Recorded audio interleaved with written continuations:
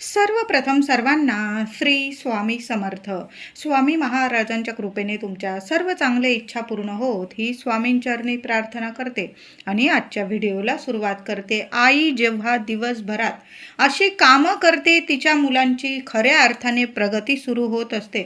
आपण महिला दिवस रात्र आपल्या लेकरा बाळांसाठी अगदी हुबच्या हुब असतो. बघा, काही वेळा खूप दमायला होतं, थकायला होतं, पण आपल्या मुलांना बघून आईला 10 हत्तीचं बळ येत असतं. ही गोष्ट काही खोटी नाही, सर्व महिलांना पटलीच असेल. आपण कितीही दमलेलं असू दे, कितीही त्रास असू दे, आईला मुलांची तोंड बघून ती पुन्हा नव्याने रोज नव्याने बळाने उभी राहत असते. प्रत्येक आईचं हेच म्हणणं असेल की आपण मुलांना बघितलं की लगेच आपण उभं राहतो, 10 हत्तींचं बळ आपल्याला येत असतं.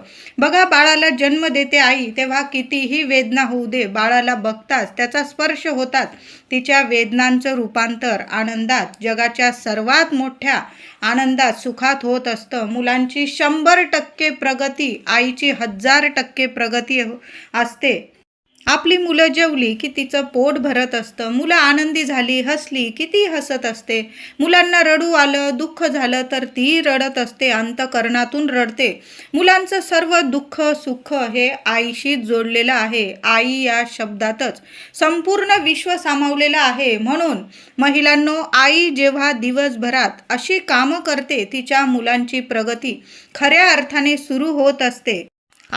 प्रत्येक आईच्या दिवसभराच्या कामातच आपल्या मुलांची प्रगती लपलेली असते. मुलं धनवान होतात, श्रीमंत होतात, ऐश्वर्यात जगतात आणि राजेशाही थाटात राहतात. जर आईने दिवसभरात अशी कामं केली तर पहिलं काम खूप महत्त्वाचं आहे. प्रत्येक आईने सकाळी उठताच आपल्या देवांचं, जन्मदात्यांचं आपल्याला स्मरण करायचं आहे, आभार मानायचे आहे. आपले दोन्ही हात महिलांनो, जेव्हा तुम्ही उठाल ना सकाळी सकाळी, आपण झोपेतून जागं होतो, मग पहाटे उठा, 7-8 वाजता उठत असाल तुम्ही, जेवढं लवकर उठाल ना आपली मुलंसुद्धा आपलं बघूनच वागत असतात. आई जेव्हा उठते सकाळी तिच्या पाठोपाठ लेकरंसुद्धा उठत असतात. बघा, आई शेजारी नसली, लहान लेकरं असू दे मोठी, आई नसली की आपोआप उठायला लागतात. म्हणून जर असं लवकर उठायचं आहे आणि सकाळी उठाच आपल्या देवांचे, तुम्ही ज्या इष्टदेवतांना मानतात आणि आपल्या जन्म देणाऱ्यांचे आपल्याला आभार मानायचे आहे. दोन्ही हात एकत्र जोडून आपला अर्धचंद्र बघायला सुरुवात करायचा आहे. लक्ष्मी नारायणाला तुमची प्रार्थना करून मग जमिनीवर आपलं पाऊल ठेवायचं आहे. आपली मुलं आपल्याला बघून मुलांना सुद्धा तसंच दिसलं की आपली मुलं साहजिक तसेच करायला लागतात, तशीच वागायला लागतात आणि तशीच संस्कारी बनतात. सकाळी सकाळी देवांचे, जन्मदात्यांचे नाव मुलांनी घेतलं तर त्यांच्या मुखात खरोखर 100% त्यांच्या मुखात आणि त्यांच्या अंगी सरस्वती वसते आणि लक्ष्मी त्यांच्या आयुष्यात नांदते. यामुळे मुलांचा संपूर्ण दिवस, संपूर्ण आयुष्य यशस्वी बनत असते. या छोट्या छोट्या गोष्टीतून मोठमोठी प्रगती मुलांना कायम मिळत असते.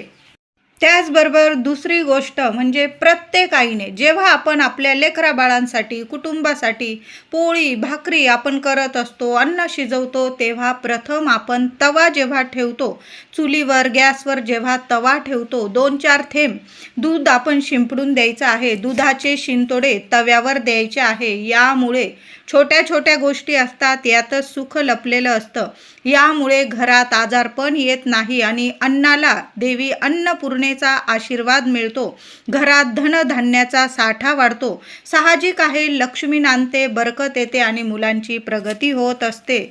तिसरी गोष्ट म्हणजे रोज आपल्या मुलांच्या आहारात गाईच्या तुपाचा वापर जरूर करा. महिलांनो, चमचाभर तुपाचा वापर केला ना तुम्ही चालेल. यामुळे गाईच्या तुपाचा परिणाम आपल्या मुलांच्या बुद्धीवर होत असतो. मेंदू तीक्ष्ण होतो, शांत राहतो. तुपामुळे तेज येतं, स्मृती आणि मेधा उत्पन्न होते. म्हणून मुलांना रोज थोडे का होईना गाईचं तूप जरूर द्या. तुम्ही म्हशीचं वापरत असाल पण मुलांच्या आहारात जास्त नाही, किमान चमचाभर तुपाचा, गाईच्या तुपाचा आहारात जरूर समावेश करा. त्याचबरोबर मंगळवार, शुक्रवार आपल्या कुलदेवीला आपण जेव्हा अभिषेक करत असाल महिलांनो, आणि करा, नसेल करत आजपर्यंत तर नक्की करा. मंगळवार आणि शुक्रवार तुम्ही ज्या दिवशी तुमच्या कुलदेवीला सेवा करतात त्या दिवशी, आणि मी तर म्हणते मंगळवार शुक्रवार जरूर करा. आपल्या कुलदेवीला अभिषेक करताना सुद्धा जे तुम्ही पंचामृत बनवत असाल, पंचामृत बनवायला सुरुवात करा.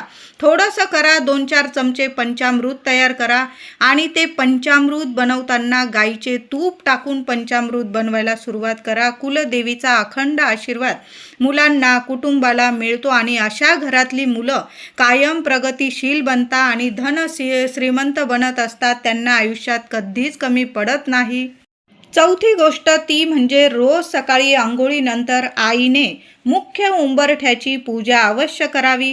नाही रोज जमत तुम्हाला तर मंगळवार, शुक्रवार शुभ तिथी असतात, सण, वार, अमावस्या, पौर्णिमा या दिवशी तरी आपल्या मराठमोळ्या पद्धतीने, आपल्या संस्कृतीने उंबरठ्याची पूजा, धूप दीप अवश्य करावे. दिवा लावावा दाराशी, तुळशीचे पूजन करावे, तुळशी जवळ दिवा अगरबत्ती. या दैवी गोष्टींमुळेच तर घरात येते सुख समृद्धी, तिथेच नांदते लक्ष्मी आणि होते मुलांची भरभरून प्रगती. पाचवी गोष्ट म्हणजे खूप महत्त्वाची आहे. प्रत्येक आईने हा उपाय तर जरूर करत जा. अमावस्या, पौर्णिमा मुलांना आंघोळीच्या पाण्यात खडं मीठ आणि तुरटी टाकून देत जा. लहान असतील तुम्ही आंघोळ घालून द्या, मुलं मोठी असतील तर आठवणीने आईने मुलांना या 2 गोष्टी, या 2 वस्तू, थोडंसं चमचाभर खडं मीठ आणि बारीकसा तुरटीचा खडा टाकून आपण आंघोळीला पाणी द्यायचं आहे. मुलांची नजरबाधा दूर होते, प्रगतीतील अडथळे दूर होतात, मुलांना शारीरिक मानसिक बलवान बनवत असतात या 2 गोष्टी, आणि लक्ष्मी माता मुलांवर, आपल्या कुटुंबावर प्रसन्न राहते. मुलं रात्रंदिवस प्रगतीचे मार्ग निवडतात. मुलांकडून सकाळी सकाळी देवघरात देवांना नमस्कार करणे, मंत्र स्तोत्र बोलून घेणे, संध्याकाळी देवांना नमस्कार दंडवत घालणे, आपल्या स्वामींना मुजरा करणे, या गोष्टी मुलांकडून रोज करून घ्याव्यात.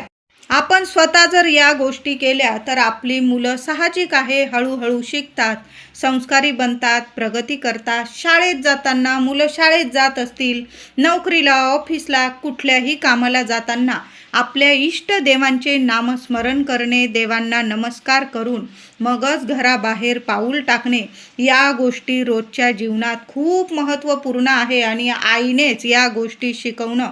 खरी पहिली गुरु मुलांची आईच असते, हे काही म्हणणं म्हणजे चुकीचं नाही आहे. पहिली गुरु लेकरांची आपण आईच असतो. तुमची मुलं, पती कुठल्याही शुभ कामाला बाहेर जात असतील, परीक्षा असेल मुलांची, पतिदेव ऑफिसला, मुलं ऑफिसला, नोकरीला जात असतील, तर प्रथम रोज ही सवय आईने तर आवर्जून लावायला पाहिजे. बाहेर पाऊल टाकण्याआधी गणपती बाप्पांचं पूजन, कुलदेवीचं पूजन, नमस्कार करणे. नाही पूजा करत मुलं, घाई गर्दी असते, किमान नमस्कार तर करायला लावू शकतो आपण. नमस्कार करावा, दंडवत घालावा, मुजरा करावा, आणि मग बाहेर निघायचं. यामुळे काय होतं, असं देवांना नमस्कार करून बाहेर पाऊल टाकाल तर प्रगती, यश घेऊनच मुलं, पती घरी येतील. त्याचबरोबर आईने अन्नदानाहून या जगात श्रेष्ठ दान नाही. मुलांकडून दान करून घ्या. आपल्या ऐपतीप्रमाणे आवड, सवड, पैसा, कष्ट या गोष्टींचा विचार करून अन्नदान अवश्य मुलांकडून जरूर करून घ्यावं. मुलांचा वाढदिवस असेल किंवा काही शुभ तिथी असेल किंवा एखादी गाय दिसली तर मुलांकडून एखादी चपाती, पुरणपोळी केलेली असेल, शुभ तिथींना किंवा काही सणवार असतील, किंवा रोज जमलं तर रोज आपल्याला जमणार नाही या गोष्टी, मुलं पण आपली एवढी म्हणजे रोजच्या रोज आपण घेऊन जाऊ मुलांना आणि अन्नदान करू, गाईला खाऊ घालू, एवढ्या गोष्टी जमत नाही. मग त्यांचे वाढदिवस असतील, सणवार असेल, शुभतिथी, अमावस्या, पौर्णिमा, मुलांकडून जेव्हा गाय दिसेल ना, अन्नदान करून घेत जा. किंवा कोणी गरीब व्यक्ती असेल आणि मुलांना आवडतंय, ते कमवताय, तर त्यांना जर ऐपतीप्रमाणे तुम्हाला आवड असेल, कष्ट तुम्ही घेताय, त्यातून थोडंसं तुम्हाला अन्नदान करायचं आहे, तर गोरगरिबांना अन्नदान केल्याने सुद्धा मुलांना भरभरून आशीर्वाद मिळतात आणि आपल्या मुलांची दिवस रात्र सोन्यासारखी प्रगती होत असते. पाचवी गोष्ट सर्वात महत्त्वाची, घरात मोठ्यांचा मान ठेवणे. म्हणजे आपली मुलं सुद्धा आपला मान सन्मान करतात. घरात शांत वातावरण, प्रेमळ वातावरण, समजूतदारपणा, आपल्या माणसांसोबत माघार घेणं, घरात पती पत्नीने, आई वडिलांनी एकमेकांना समजून घेणे, आपल्या घरात मुलांसमोर कुणाचीच निंदा नालस्ती न करणे, कायम चांगल्या विषयांवर बोलचाल करणे, या गोष्टीतून सुद्धा आपली नवीन पिढी, आपली मुलं चांगली योग्य यशाची मार्ग निवडत असतात आणि कायम सर्वांबरोबर गोडाव्याने राहतात. ह्या गोष्टी आपण घरात केल्या, महिला असतील, दादा असतील, घरात माघार घेणे, पती पत्नीत काही दोन शब्द होतात, पण म्हणजे भांड्याला भांडं कधी ना कधी लागतं, पण आपल्या लेकरांसमोर माघार घेणं खूप महत्त्वाचं आहे. पुढची पिढी आहे, मग ते सुद्धा आपलं बघूनच वागत असतात. म्हणून घरातलं वातावरण इतकं शांत आणि प्रसन्न असेल तर मुलंसुद्धा अशा शांत वातावरणात संस्कारी बनतात आणि पुढची नवीन पिढी अगदी आनंदाने आपली प्रगतीचे मार्ग निवडत असतात. आपल्या घरातलं वातावरण जर हसतं, खेळतं, गोडाव्याचं असेल ना, तर मुलंसुद्धा कायम सर्वांबरोबर गोडाव्याने राहिल्याने त्यांच्या मुखात सुद्धा सरस्वती नांदते. जिथे सरस्वती तिथेच नांदते लक्ष्मी आणि होते मुलांची प्रगती.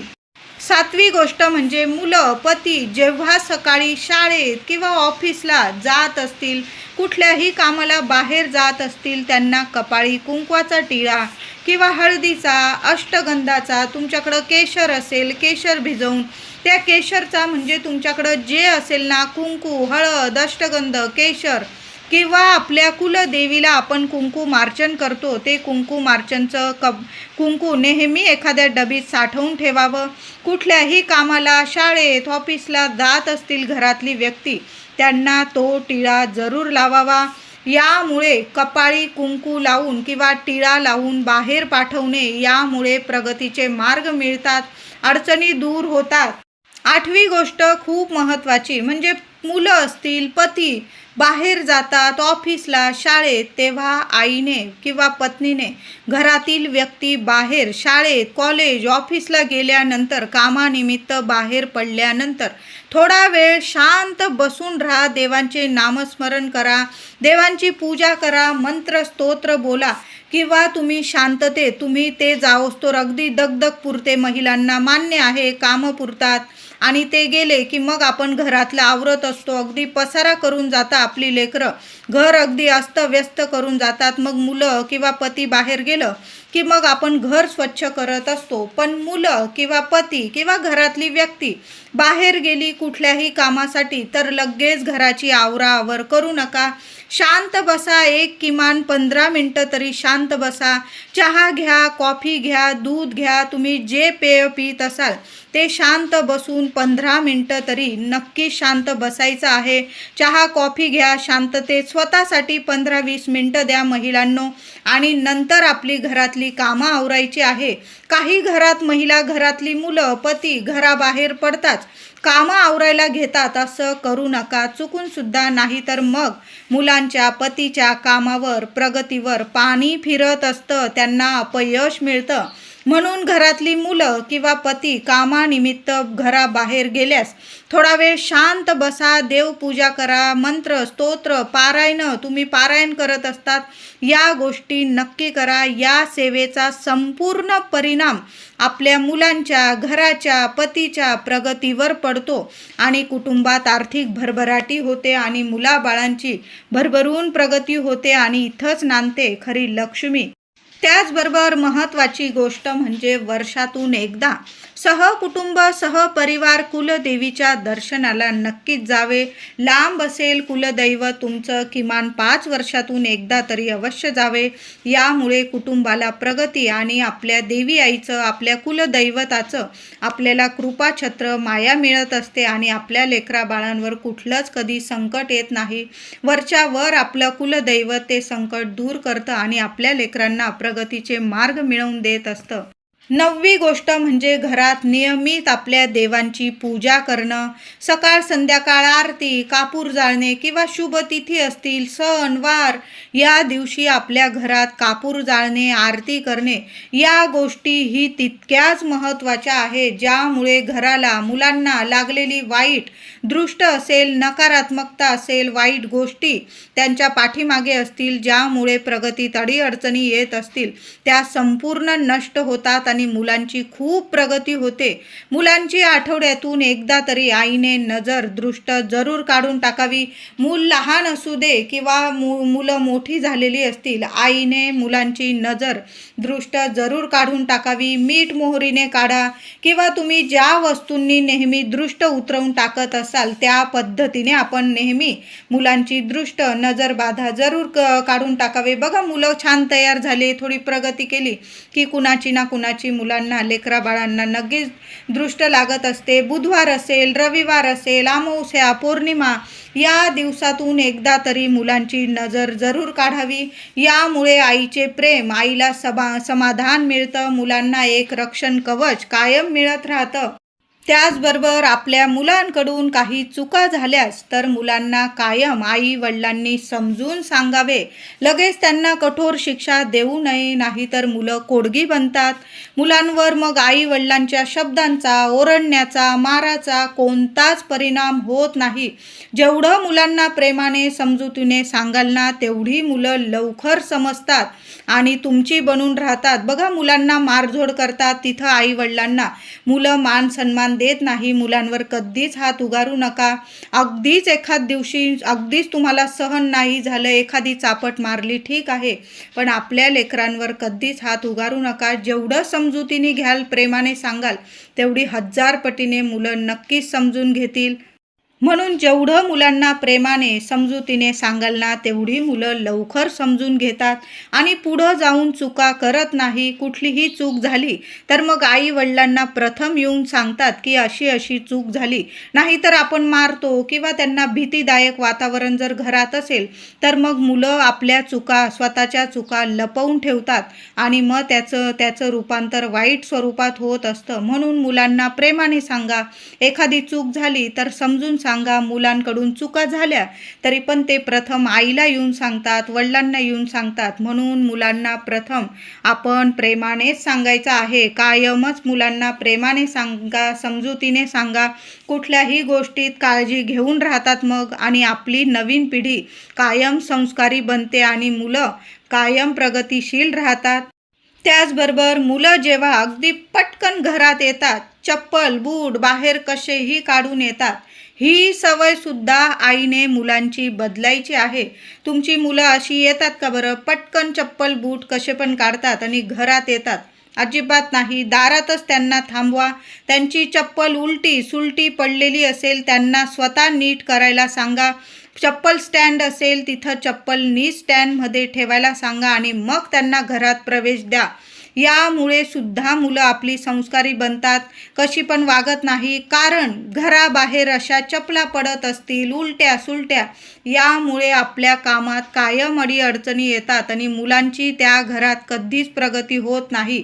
आपल्या दाराशी कधीच कशा पण चपला मुलांना किंवा आपण सुद्धा कधीच उलट्या सुलट्या किंवा कशा पण काढून येऊ नका. शांततेत घरात प्रवेश करताना महिलांनी जर आपण काळजी घेतली, आपली मुलं, पती, घरातली प्रत्येक व्यक्ती नक्कीच काळजीपूर्वक येत असते. आपल्या चपल्या स्टँडमध्ये ठेवायच्या, मुलंसुद्धा स्टँडमध्ये ठेवतील. प्रथम आपण जे पाय पुसणं टाकलेलं असेल, काहीतरी सेकंद आपण त्या पाय पुसण्याला आपले पाय पुसावे आणि मग घरात प्रवेश करायचा आहे. घरातून बाहेर पडताना पण देवांचं नामस्मरण करा, बाहेर पडा. घरात येताना, बाहेरून घरात येताना सुद्धा चप्पल नीट ठेवायची आहे. घराबाहेर अस्तव्यस्त चपला पडलेल्या असतील, तिथं कधीच प्रगती होत नाही आणि तिथं लक्ष्मी टिकत नाही. म्हणून चप्पल सुद्धा आपण नीट ठेवा. घरात येताना पाय पुसण्यावर एक काही सेकंद पाय पुसा. आपली मुलं सुद्धा आपलं बघूनच वागत असतात. या गोष्टींची काळजी आपण आईंनीच घ्यायची आहे. 9वी आणि महत्त्वाची गोष्ट म्हणजे घरामध्ये श्री स्वामी चरित्र सारामृताचे पारायण, गुरुचरित्रांचे पारायण, श्री दुर्गा सप्तशतीचे पारायण, मंत्र स्तोत्र आपण ज्या देवी देवतांना मानतात पूजतात त्यांचे मंत्र स्तोत्र पारायण आपल्या वास्तूत होणं खूप महत्त्वाचं आहे. यामुळे घरातील अशांतता नकारात्मकता निघून जाते आणि प्रसन्नता येते, शांतता येते. देवी आईचा कायम अखंड आशीर्वाद कुटुंबावर राहतो. कुटुंबातील व्यक्तींचे मन शांत प्रसन्न शुद्ध होत असते आणि अशा घरात कायम प्रगती होते. 11वी गोष्ट आणि सर्वात महत्त्वाची गोष्ट म्हणजे दररोज किंवा मंगळवारी संकष्ट चतुर्थीला शुभ तिथींना शुभ वाराला घरात गणपती बाप्पांची सेवा सर्वांनी करावी. मुलांकडून बाप्पाला 21 दुर्वा गणपतीला आईने जरूर वाहून घ्याव्या. गणपती अथर्वशीर्ष गणपती स्तोत्र मुलांकडून जरूर पठण करून घेत जा. महिलांनो, मुलं लहान आहे, तोडकं मोडकं कसंही बोलू द्या. गणपती बाप्पा रिद्धी सिद्धी बुद्धीचे देवता आहे.